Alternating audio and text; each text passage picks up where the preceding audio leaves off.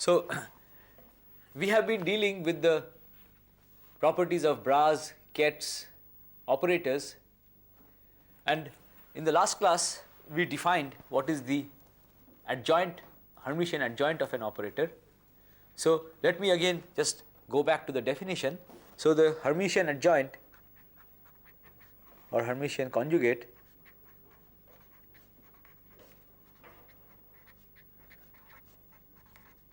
of an operator was defined as follows. Suppose the operator X maps the ket A to the ket B. So the operator X takes A to B. Now we want to find out the operator which takes the bra A. The bra A is the dual of the ket A. We want to find out which operator takes this to the bra B, and in general this need not be the same operator, and this operator is called the Hermitian adjoint of this the operator X. We can also see very easily that the definition also implies that if I have the inner product A X B, where X acts on the thing B first, and then so X, the operator X acts on the ket B, and I take the inner product of this whole thing with the bra A. This is equivalent to, I told you in the last class that this is equivalent to, by the associativity axiom, if the operator X acts on the bra A and then we take inner product with B, these are exactly identical, and this then we can write as A X B, where the operator X can act either on the bra A or on the ket B, because both of these give you the same thing. Now this is also equal to, I can interchange this ket. So we know the we know the property that A B is equal to B A star. So if we have the inner product of bra A with the ket B, it is equal to the complex conjugate of the inner product of the bra B with the ket A. This is a property of the inner product. Now if I do this operation on this, so I have to replace this, I have to write down the bra corresponding to this on the left hand side. The bra corresponding to this ket is B X dagger, inner product with the ket corresponding to this bra, which is A, the complex conjugate of this. So we find that these two are equal, and this was the definition of the Hermitian conjugate we had encountered earlier when dealing with the wave functions, and we see that these two definitions are exactly identical. Okay. And if an operator satisfies the condition that X dagger is equal to X, then it is said to be Hermitian.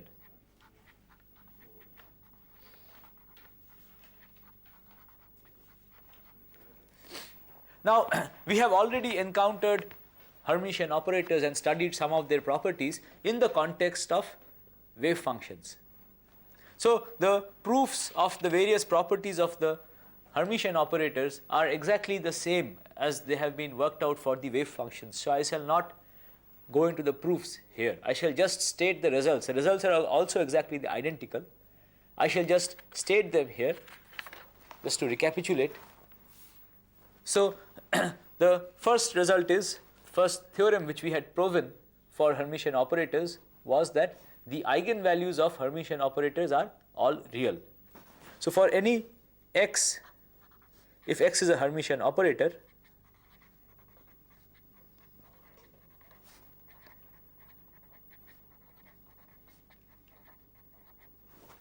then its eigenvalues are real.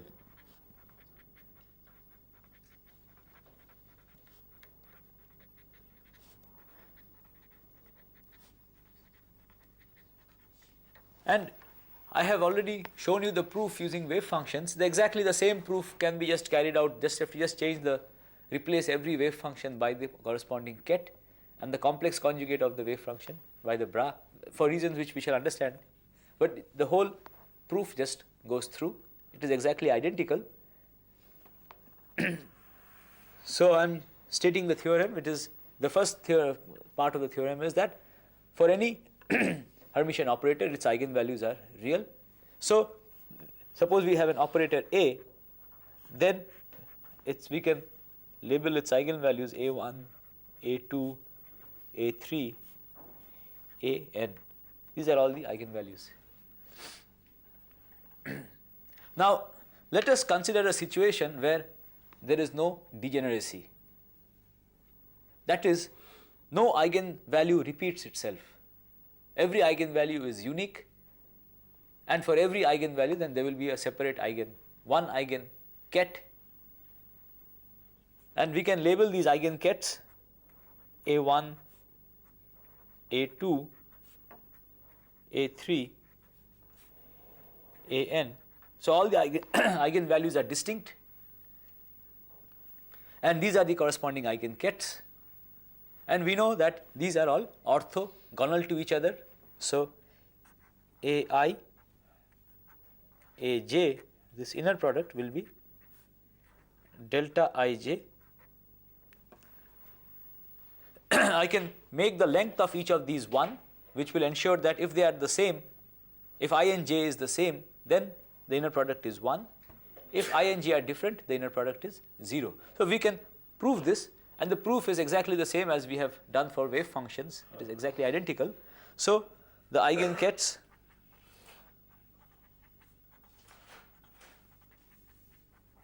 are orthogonal,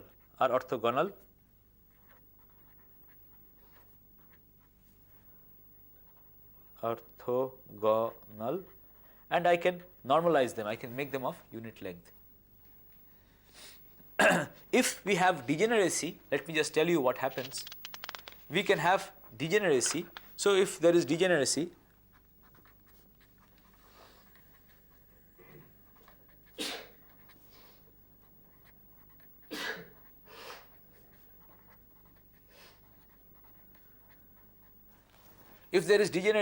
then it may so happen that 2 of the eigenvalues are same. Or another way of thinking of it is that there are 2 different eigenkets corresponding to the same eigenvalue. So suppose there is a degeneracy. So for the operator A, I have A1, A2 up to An, and let us say that the eigenvalue A1, there are 2 eigenvalues which are same, and that particular case is A1. So corresponding to A1, there will be 2 different eigenkets. One, let us call it A1 prime, and the other one A1. And for A2, we have a unique eigenket, similarly up to An. We have encountered many examples of degeneracy. For example, if you go to the study of angular momentum, the eigen L squared, the operator L squared,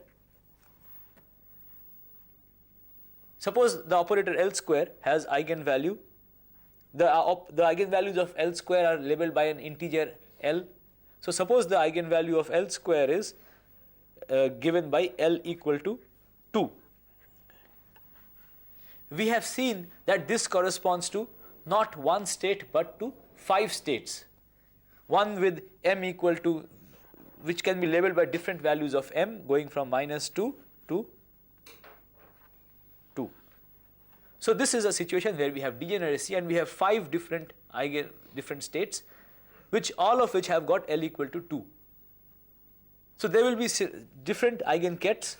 It is possible that there will be different eigenkets for one eigenvalue of this operator A, and these eigenkets, let us label them A prime and A1 and A1 prime. So A1 and A1 prime will necessarily be orthogonal to all of these, but they may not be orthogonal to each other. But I can choose different linear combinations of these. Instead of using A and A prime, I can transform. So I can choose, say, A double prime, which is some C1A plus C2A prime, and A triple prime, let us say, which is some C3A plus C4A prime. Now, I am free to do this transformation. This and this are also eigenkets of A with the same eigenvalue. That you can easily see. So, these are eigenkets of A with eigenvalue A1. These two are also eigenkets of A with eigenvalue A1. Now, by doing such a transformation, I can make them orthogonal to each other. So, I can make them orthogonal if these two vectors form a subspace of the whole vector space, a subset of this whole vector space, and this subset I can make it, I can choose these, I can find out two orthogonal directions in this subspace by just doing some linear transformation. Okay, so finally I will be left with a set of eigenkets which are orthogonal to each other. This is the first fact, and this can be proven. And we have already encountered the proof in the context of wave functions. The second important fact is that these form a set of complete bases. So the eigenkets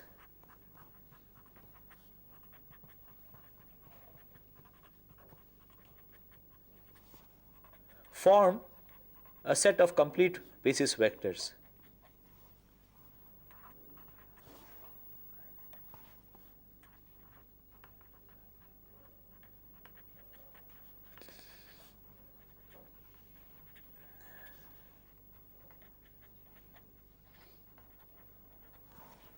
This is also something we have encountered in the context of wave functions, where I told you that the eigenfunctions form a complete set of basis functions. Similarly here, the eigenkets form a set of complete basis vectors. So any arbitrary ket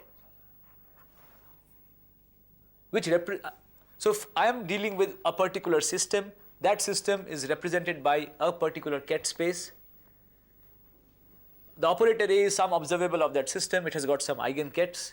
These eigenkets form a set of basis vectors for this ket space. So any state of this system, which is represented by a particular ket, can be expressed as a linear superposition of these eigenkets of that operator A. So they can be represented by this kind of a linear superposition. So these form a complete basis. Any arbitrary ket can be represented in this way. This is what is referred to as completeness. Now, how do we determine the coefficient C of this expansion, Ci? That is very easy. I just take the inner product with some Ai of alpha. This is equal to sum over J, the inner product with Ai. Now let me write alpha. Alpha is the sum over J, Cj, Aj. This Cj is just a number, so I can take it outside. So this is equal to the sum over J, Cj, Ai, Aj, and these are orthogonal set of vectors, orthonormal set of vectors. So this is just the Kronecker delta. So this is equal to sum over J, Cj, delta Ij. And this is 1 only when J is equal to I, and it is 0 otherwise. So this gives me Ci. Okay, so this is how we can find the coefficient of this expansion, the different coefficients in this expansion. You told that the coefficient doesn't carry any information. Which one? No. If I multiply this overall wave function by some number, let us call it some number lambda, then this will not have any information. But these coefficients have information. Let me explain it with the analogy in the three-dimensional vector space.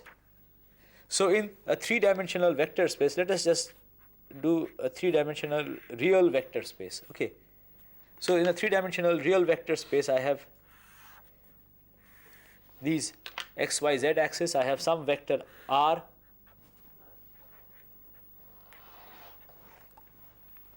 and a ray corresponds to a particular state. So lambda r and r are in the same ray. Now r we can expand as x.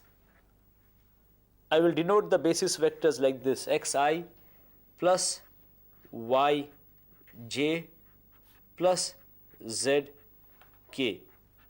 So I, j, k are the unit vectors in these three directions. I am just denoting it like this, that's all. So any vector r can be broken up like this. Now these coefficients x, y, z can be obtained. X is equal to the inner product of this vector r. So I can also denote this like all vectors I am denoting like this. Okay. So the inner product of r with I will give me the coefficient x. So I, r will give me the coefficient x. R with j will give me the coefficient y. R with k will give me the coefficient z, which is all that we have written down here. The ket alpha, the vector alpha, we are expanding in this basis, and these are the coefficients of that expansion. You can think of that this as the x, y, z component of this, some components of this vector. And how do we get each component? We just take the inner product of this vector, the ket vector, with that corresponding basis vector. Finished. That will give us the component. Okay. This is the first thing. Now let us use this and the fact that these basis vectors form a complete set to derive some very interesting property. So alpha we can expand as Ci Ai, and we just saw what Ci was. So this is equal to sum over I. Ci we just saw was Ai alpha. So this is what is Ci into Ai. So I have just replaced Ci here. And from the associativity axiom, I can, first of all, this is just a number, I can move it onto this side. So this is Ai. I have just moved this number onto this side, so I have Ai alpha. And from the associativity axiom, this can be written as, which is a property of this ket space, this can be written as Ai alpha. So what do we see? We see that this now we know is an operator, because this is the outer product of a ket with a bra, with a ket with a bra, and this I told you in the last class is an operator. This acts on this ket to give us the same ket. Now an operator which acts on a ket to give us the same ket is called the identity operator. So we are led to the conclusion that this operator over here is the identity operator.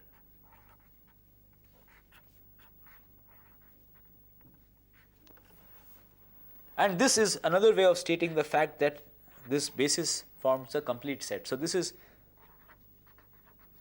another manifestation of the completeness property. If Ai, if the set of vectors Ai form a orthonormal basis, or set of orthonormal vectors, they need not be complete. For example, in 3 dimensions, I and j are orthonormal, but they are not complete. I cannot represent any vector using just I and j. I require I, j and k. They form a complete set. Now if similarly some AIs may be orthonormal, but they may not be complete. If they are complete, they have to satisfy this property, because this is an outcome of the fact that I can express any vector in terms of these vectors, arbitrary vector in terms of these. Okay, this is the first thing. This is a very useful thing. We are going to use it again and again, so please keep it in mind. We are going to use it repeatedly in a lot of manipulations. Second thing is that the operator AI is a projection operator. We can call it, this is equal to the operator PI, projection operator.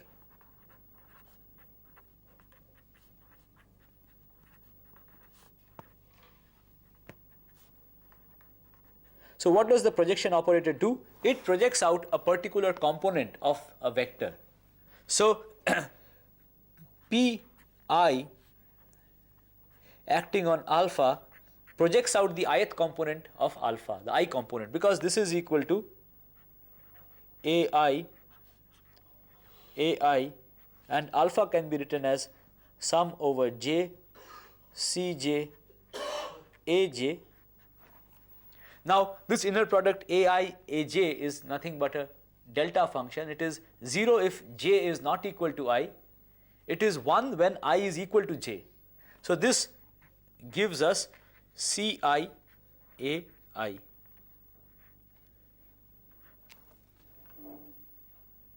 Because it is 0 when j is not equal to I, it is only 1 when j is equal to I. So the only term which remains here is Ci.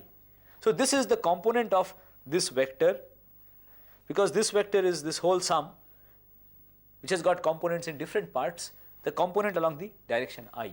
Let me illustrate it in the three-dimensional vector space. So I can define, say, Px, Pi,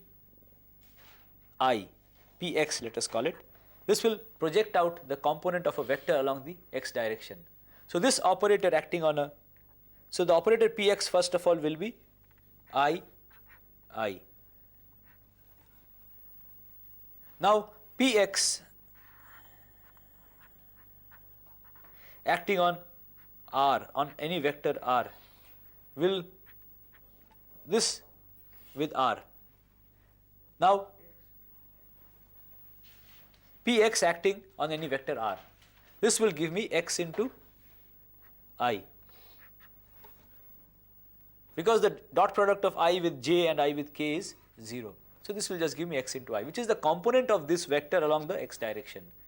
Similarly, Py will be jj and Pz will be kk, and the sum of all of these projections will be the original vector. Okay, so that is why we have this. The sum of the projections in all possible directions is the vector itself. So if I take a vector, I project it in all possible directions, I add those up, I will get back the original vector, which is what is in the information in this relation, and this is the projection operator. It projects out a particular component. We have also another relation which I would like to, if alpha is a normalized vector, which means that alpha, the inner product of alpha with itself, is equal to 1. Now let us see what is the condition it imposes on the coefficients of the expansion. So alpha we can expand as I, Ci, Ai. This bra alpha will be the bra Aj into Cj star sum over j. So the ket alpha is Ci Ai, the sum over all possible i's. The bra alpha will be Cj star, the bra's Aj. This is equal to 1 because the alpha inner product is equal to 1. Now this inner product with Ai and Aj, so this, okay, let me just do it here. So I have sum over I comma j, both get summed over, then I have Cj star Ci, and I have the inner product Aj Ai. This inner product we know is 1 only with I is equal to j. So this is equal to sum over I Ci mod squared, and this is also equal to 1. Okay. So what have we just shown? If alpha is a normal vector, if it has unit length, then the sum of its coefficients of expansion mod square is equal to 1, which is nothing but in a real 3 dimensions. Let us see what is the equivalent of that. In 3 dimensions, here, if I have a unit vector r, so r is a unit vector, then if I expand it as x I plus y j plus z k, then if r is a unit vector, which means that r is equal to 1, all that it tells us is that x square plus y square plus z square should be equal to 1. This implies this, which is the condition which we have just derived. If alpha is a normal vector, then the coefficients of the expansion, the mod square of that, when they are summed, is equal to 1. Okay.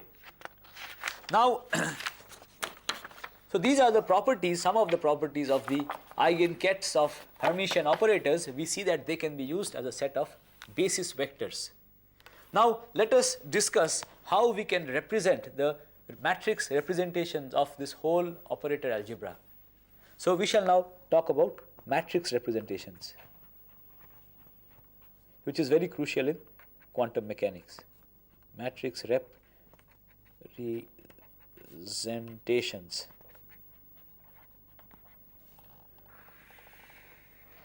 So we have some operator, some Hermitian operator.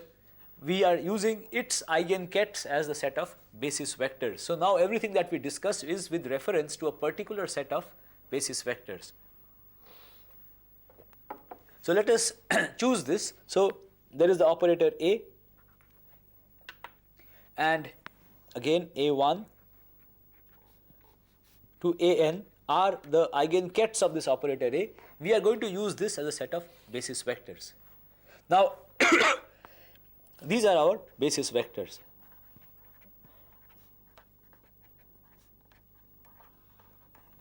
Now when we do vector algebra in 3 dimensions, usually we don't, when we are doing vector algebra in 3 dimensions, usually we deal with the components of the vector.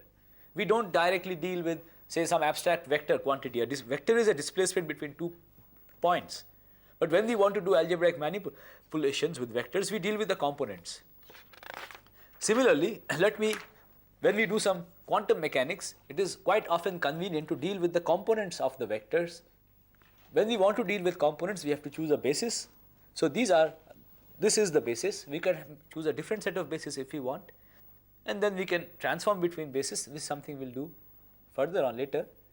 Right now we have chosen a particular basis, and we want to represent everything in terms of components in this set of bases. So any ket alpha, we already saw, can be represented as Ci Ai. Now these coefficients Ci we can write in the form of a column vector C1, C2, C3 up to Cn. Just like for a 3-dimensional vector, let me like a 3-dimensional vector, we can represent it by x, y, z components. Similarly here, we can represent this alpha. So alpha is being represented, so there is equal to with a dot. So the representation of alpha in this basis, Ai basis, is this set of numbers C1, C2 up to Cn, and each number we know how much it is, so we can also write that. We know that C1 is nothing but A1 alpha, C2 is A2 alpha, and Cn is An alpha. So this column vector represents this ket alpha.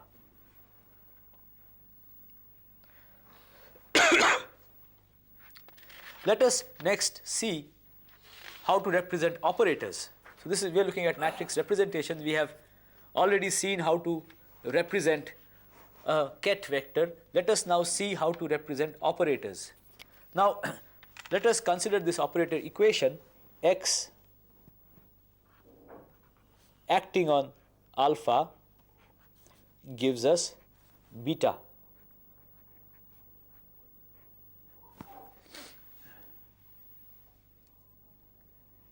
Let us see how we can represent this in terms of some matrix operations. So in order to do that, we will act with this whole thing with AI. So this can be written as AI X. I want to put in an identity operator over here, so I can put in an identity operator. The identity operator is AJ.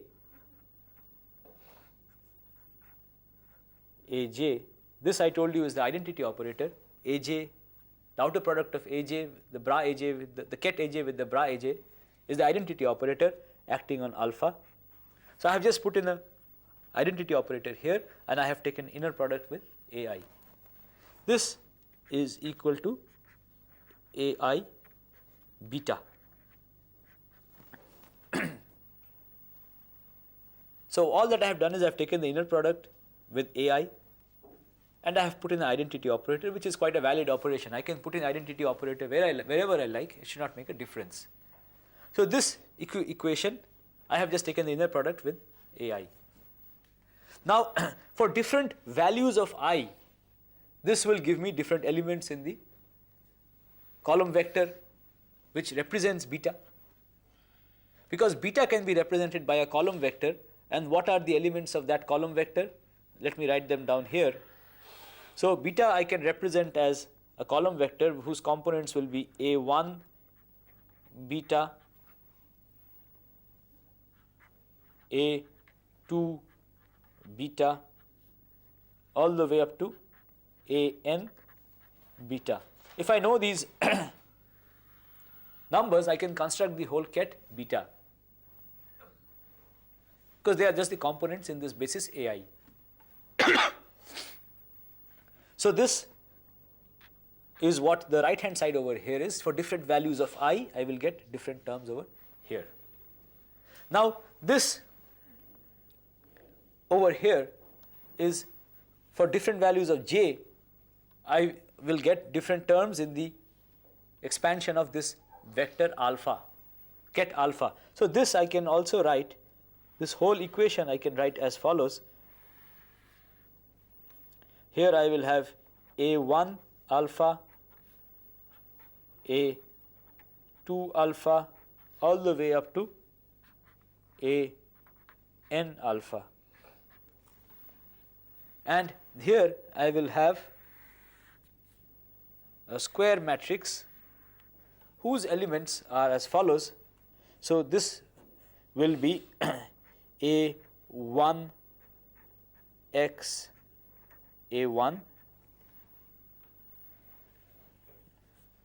then I will have A1 x A2, etc.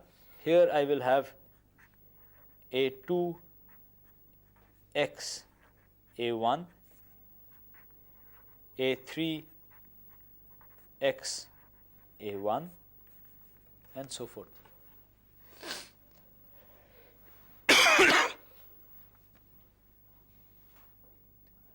So this equation can be represented by with this square matrix multiplying this column vector to give me, which gives me this column vector, because the left hand side equation is, let us say I fix A1 to be 1. Let me just suppose I fix I to be 1. If I is 1, then I have the inner product of x with A1 j, let us, j will run over all possible values, so I will have j equal to 1. So 1 will appear here, 1 will appear here, which is A1 x A1 multiplying this, which will give me plus, when j takes the value 2, I will have A1 x 2 multiplying this, plus when j is 3 I will have 3 here which will multiply the third term. So this relation is nothing but a representation of this relation. Okay. So the relation between now this represents the ket beta, this represents the ket alpha, and the action of this operator which relates the ket alpha and the ket beta is through this square matrix. So let me now summarize this. The matrix representation of any operator x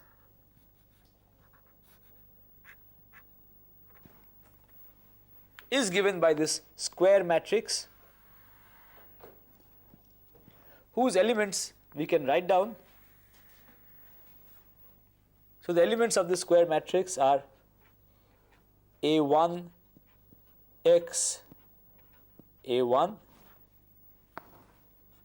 A1 x A2 all the way up to A1 x an, and then I have A2 x A1, A2 x A2, and here I will have an x A1, here I will have an x an. So I can work out the whole square matrix, and this square matrix represents this operator x in the basis AI. Okay. So the representation, so any element over here is nothing, I can write it xij, and xij is equal to ai x aj, this inner product, and what have we done? Any operator x I can multiply it by the identity operator over here, x the identity operator over here, and this identity operator I can expand as follows: I ai ai, then I have x. The second identity operator I can also expand as j aj aj, which gives me, I can write the overall sum outside. This is this inner product ai x aj is a number, so I can just take it outside this outer product. So I have ai x aj into this operator ai aj. So the operator x we can write as its matrix representation xij into the outer product of the basis vectors, which is ai aj. Okay. And this xij is a 2 by 2 is a square matrix of dimension n by n, and this square matrix is the matrix representation of this particular operator x. Now how does one represent a bra vector? Let us also discuss that. So the bra vector, let us say that beta is a bra vector corresponding to the ket. So this is the dual of the ket beta.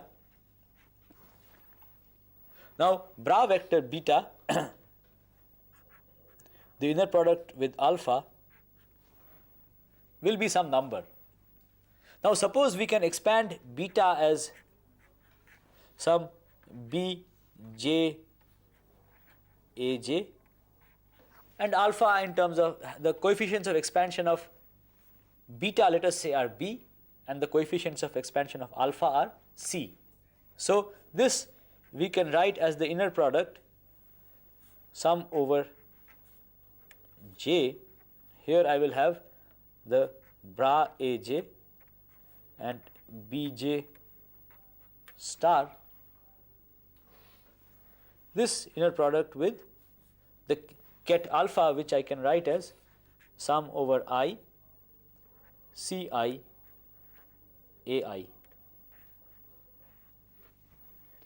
Now these we know are orthogonal and normal, so this sum will be, this inner product will be 0 if I and j are different, it will be 1 if only they are same. So finally I am left with only one sum, and I have b I star ci.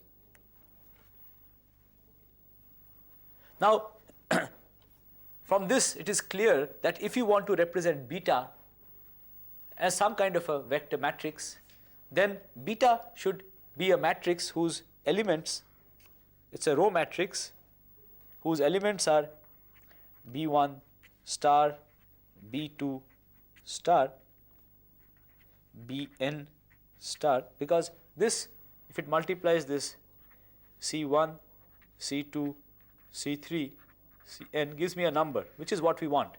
So the bra is represented by a row vector, row matrix, and so if I have a ket beta,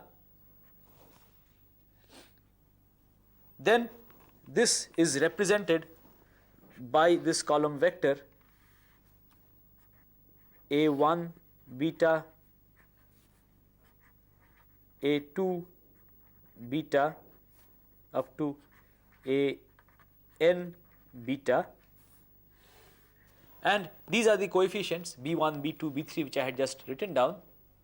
Now the corresponding bra, so this is equal, this is the representation of this, the corresponding bra beta will be represented by,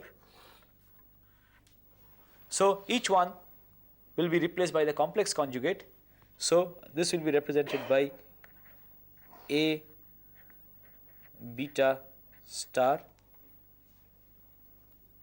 a1 beta star, I will have a1 beta star, and then I will have a2 beta star, etc.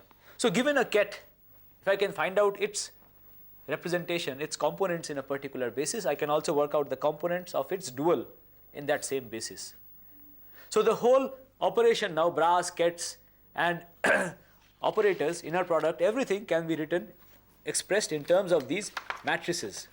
So the whole thing has been just reduced to a set of operation on matrices.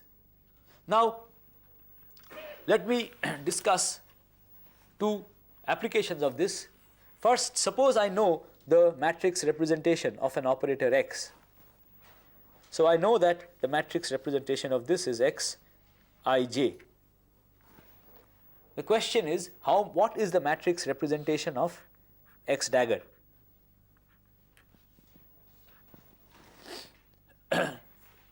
This is the first thing. So let us see, let us calculate this. So the matrix representation of x dagger, which is how much, let us call it x dagger ij, and the question is, what is the relation, if any, between x dagger ij and x ij? So what is x dagger ij? X dagger ij, x dagger ij is this inner product ai x dagger j. By definition, this is the definition of the matrix representation. This will give me a set of numbers for different values of I and j. This will be a matrix. Now we know that this is equal to aj x ai complex conjugate. is the definition of Hermitian conjugate. And this is nothing but the matrix X J I star. So, in terms of matrices, how do you calculate the Hermitian conjugate? If you know the matrix representation of an operator, you want to find out the matrix representation of its Hermitian conjugate, you first take the transpose and then take the complex conjugate. That is all.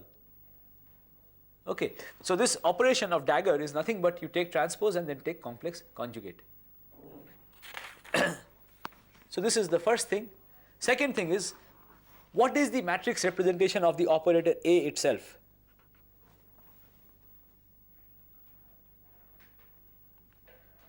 This is very easy.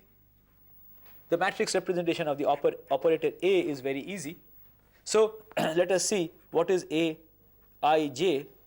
This is equal to A I A J. Now, the operator A, when it acts on this, it gives me just the eigenvalue A J into the same thing itself. So, this is nothing but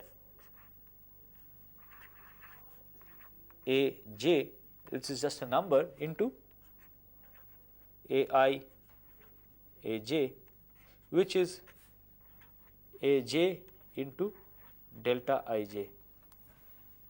So, you can easily see now what is this? This is just a diagonal matrix, first thing. So, and what are the elements? The elements are the different eigenvalues. So, the matrix representation can be easily written down. It will be A1 0 0 0 0, then I will have 0, A2 0 0 0, then I will have 0 0, A3 0 0, etc. So, the matrix representation of an operator in terms of its own eigenkets, if the basis vectors are its own eigenkets, then it will be a diagonal matrix.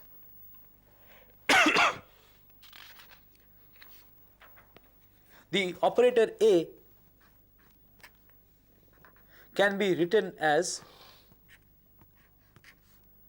I comma j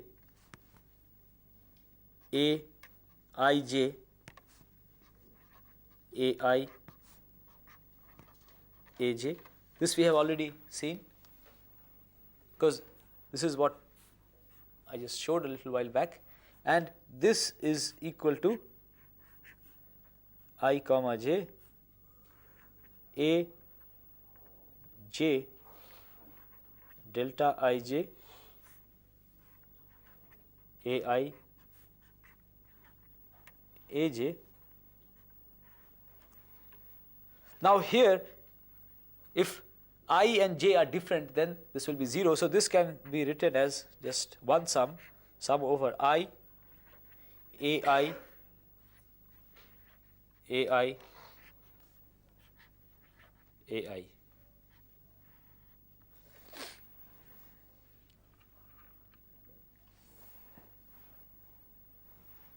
Okay. So, this is how a matrix, an operator A can be represented, how an operator A can be represented in terms of its own basis vector, eigenkets. Today I shall stop here. Tomorrow we shall take up one example of this whole mechanism with reference to the spin half system. The Stern-Gullach experiment which we discussed earlier, with reference to that we will see how we can represent the whole operation in terms of matrices in the next class.